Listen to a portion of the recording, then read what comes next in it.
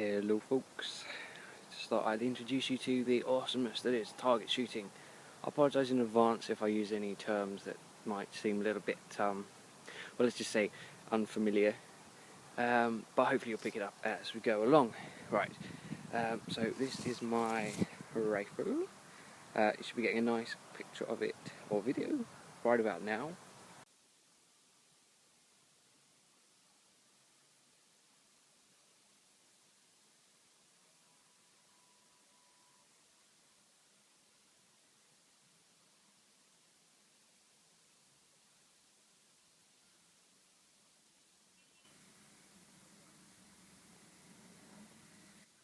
Okay, so I decided to do an awesomeness of a 100-yard shot with these Firebirds, which are pretty damn good when you hit them. And just to get an idea of what I'm trying to achieve here, the size of them, as you can see in my hand, well, it's not that big, and as you can hear, it's pretty breezy today. So to try and hit that at 100 yards is going to be pretty interesting. So you can see I've got my setup here, and the target is all the way out there at the base of that tree. Here's a picture of it now.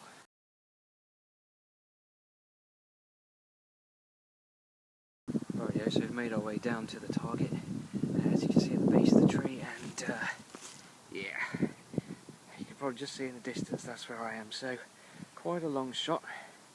Let's see what we can do, eh? Right. Okay, so like I say, this is all done very scientifically. Apologies for the big band on the front there. That's just for the old shot cam, so you get to see it properly. But what we've got here is a Daystate Airwolf MCT, all the full electronics, map compensated, so you get your consistent shots. As you can see, the bolt's out at the moment, it's unloaded. If we can get some focus going on here, there we go. So currently 169 bar, high power, 60% of the battery, and I shall reset that mag count and shot count. So anyway, we're in business with that. Here's my Hawk Sidewinder scope. The pretty red and green numbers are the illuminated reticle. As you can imagine, it's red or green. The big wheel on the side here, that's your adjustable objective, so you don't have to worry about your parallax error. And then you've got your elevation turret and your windage turret. Calibrated to 1/4 MOA per click. Really good piece of kit, this. Really good piece of kit. Love it. It's a mil-dot reticle, true mil-dot reticle at 10 times. There you go. You can see it there. Like I say, it's true mil-dot 10 times. So I'm going to be shooting this at 10 times magnification. And like I say, I've got this ballistic software that will put all the data into after we've gathered it. And I'm guessing we're going to need about an 8mm hole over. So I'll show you a picture of that later on. Right, let's get on with measuring what we need to be measuring. Laser rangefinder, and we shall laser the target. There you go, 92 meters. Come up there, so you can see that, so I'm not lying. Here's the actual unit. Use it for golf and shooting. It does yards and meters, but I work in meters for my mil-dot reticle, so makes the maths a little bit easier.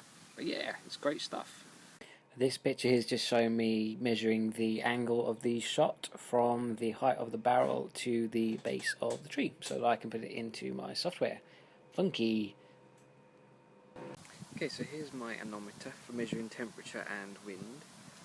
It's quite blowy actually today, which is going to make this shot rather interesting.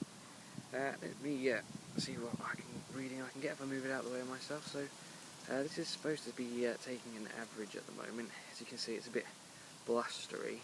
It'll come through and start and stop. But if we're looking, the gusts are coming up to there's a 10 there, and living off to 7, up to 8. So it's quite gusty here. This is a bit of a gusty period, so considering we'll be lower down near the grass, I'll probably take a little bit off of that. See, it's down to about 5 there. So I think if we take that value of 5, we should be near enough there So if we go down lower, we should be getting a bit of a lower reading. As you can see, yes, it's died off a bit there as we get nearer the ground. So if we call it 5, and we'll shoot at the right time, I think. Alrighty, so now it's time for the pellets. There's my mag there, 10-shot rotary magazine, using some Crossman Premiers, 14.3 grain, as you can see on there. Ultra Magnum, they're really consistent, love it with this gun. So let's use the chosen pellet. Let's have a look, see. Well, that one looks pretty reasonable. So we shall pop that in the magazine, and then we shall pop the magazine in the gun, and she'll be ready to go. Right, so I load it from the right hand side as the adjustable objective wheels on the other side, and then we'll close the bolt, give it a good push, get it in, and there we go, she's all ready to go. Okay, so I've plugged all that data into the calculator, and here comes the tricky bit. I'll try and make it nice and easy to follow.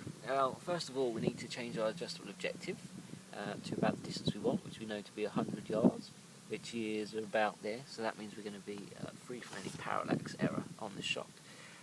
Currently my scope is 0 to 50 metres, and I've only got another 20 minutes of angle I can use in elevation, but I know if I set 19.7 clicks on here, sorry, minutes of angle I should say, all the way around, that's 15, we want 19.7, says 19, 1, 2, 3.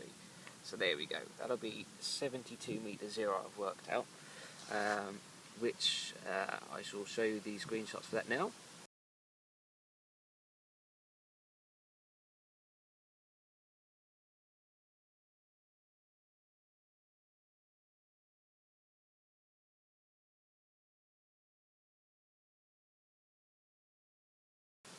Okay, and with a 72 metre 0, I need a 7mm holdover, which I shall show you now.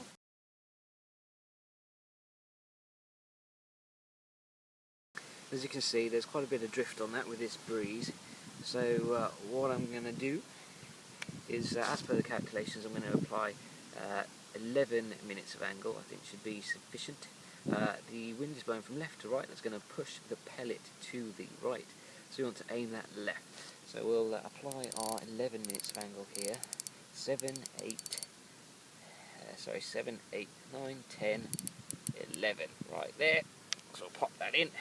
A nice click and lock turrets, which are good. So now, in theory, that should be our scope set up.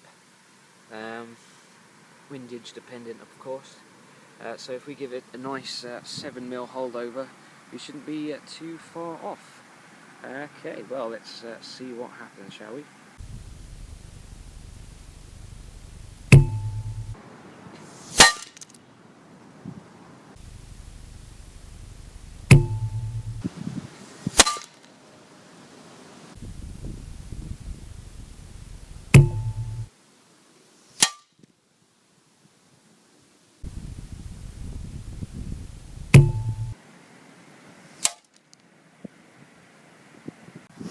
Okay folks, so as you see, we've had a couple of shots there, a few very close ones, and then we finally hit it. As you can see, if I can just get it to focus, it's one-handed, there we go. So you can see it hit there in the bottom left, but from that distance it's hitting at about 4 joules of energy, which obviously isn't quite enough to set these off. So now that we've established that, let's just for fun's sake put this out, random distance, pretty, well, about 50 metres probably, and show you what happens. Here we go, we've got it set up now at this range. We're still pretty far away, and just to demonstrate to you how much power these things need to go off, when we were shooting at 100 yards, I did have one that barely missed, and you can see the indentations made there in my hole, so it seems to have pretty much power, but you just need a lot of oomph to get these things ignited, so let's have some fun.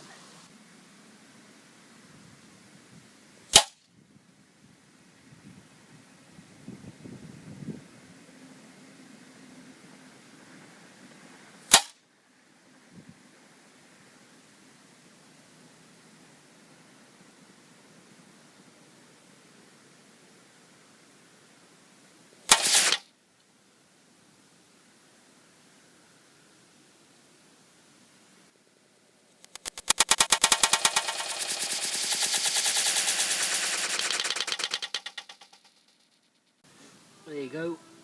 50 metres, fantastic fun, and oh, still a little warm. Yeah, these are great things. As you can see, lots of lights, lots of action, absolutely brilliant. Oh, and there's the back. Lovely. Righty ho then. Sorry the shotgun ran out of battery, but there you go. Hope you can see why I enjoyed doing this so much. Brilliant fun, really great. Hope you enjoyed it. Cheers.